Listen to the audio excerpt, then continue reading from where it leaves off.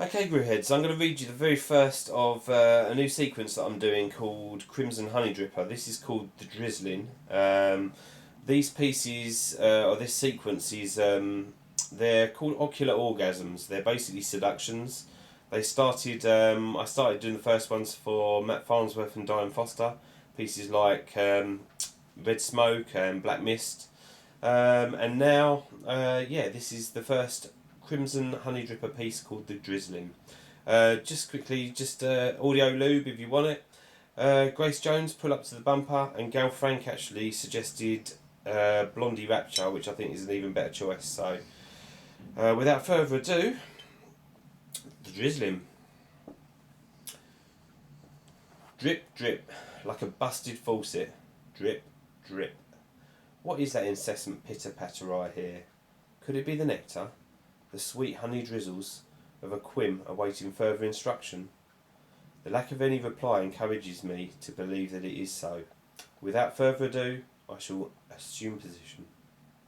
Now for a change, I'm going to be getting my own jollies during this exercise, so it is entirely your choice whether you wish to add your falsetto to my baritone. Just saying, my monster is about to be unshackled and feeding time is nigh. If you fancy hopping on, then feel free. It will be some rodeo, let me assure you. I saunter into the boudoir, clad only in a hand towel which barely reaches round my waist. It hardly ties around me, and if you keep your eyes peeled, you may catch a glimpse of my monster, thrashing wildly behind the veil, licking its lipstick, as it prepares to search and destroy. One feisty length of gammon, this beast of 1,000 bared teeth paces left and right, awaiting the big reveal. It's an impatient monster.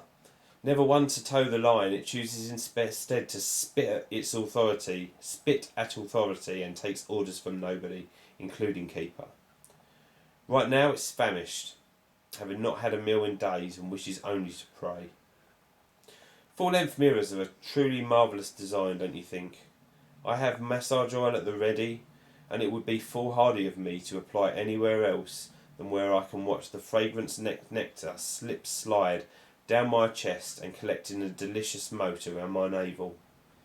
If I slap on a little more, it will continue its descent through my pubic clearing and down one side of my ravenous cock, nestling into my testicles and causing them to start their salacious masquerade. My pelt is rather smooth for one approaching his 40s, and already having succumbed to midlife inquisitiveness, shall we say.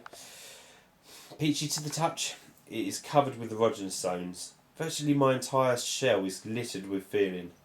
The insides of my arms and wrists are particularly sensitive, so feel free to run your nails and or incisors suggestively around these areas, and your reward will be vast, let me tell you. Whatever you put in, you get back tenfold. Best describes my motto.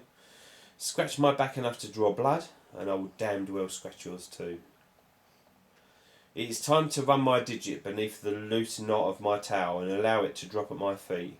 I come out swinging like a middleweight, monster giving lustful licks to the air wisping around it. I run one palm down my groin and clasp it, balls too.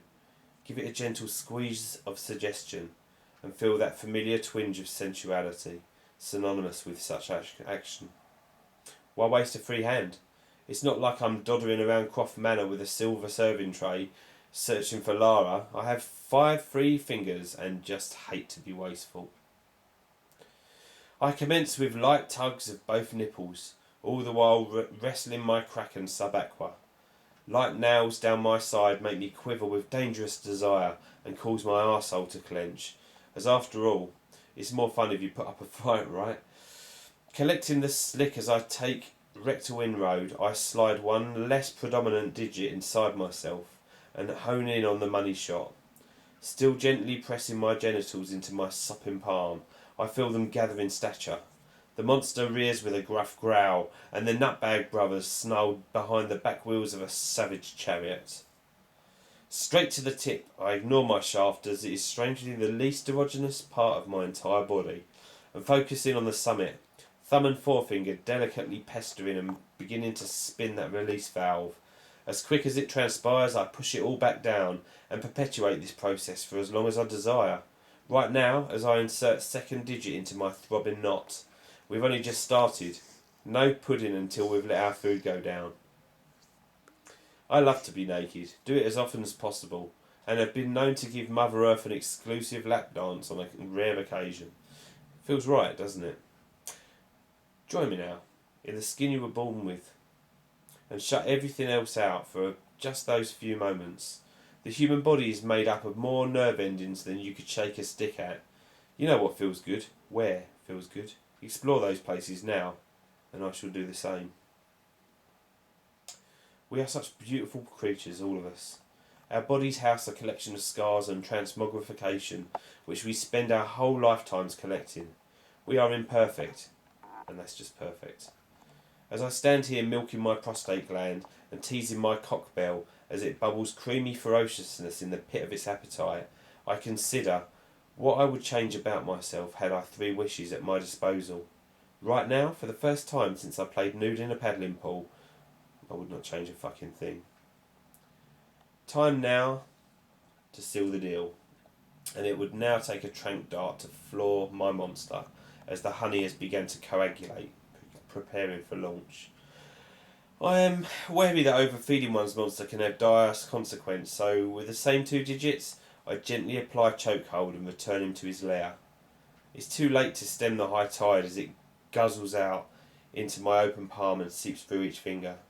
Choosing now only to marinade, I slide beneath the crimson sheets and turn off the light. Never not seen him.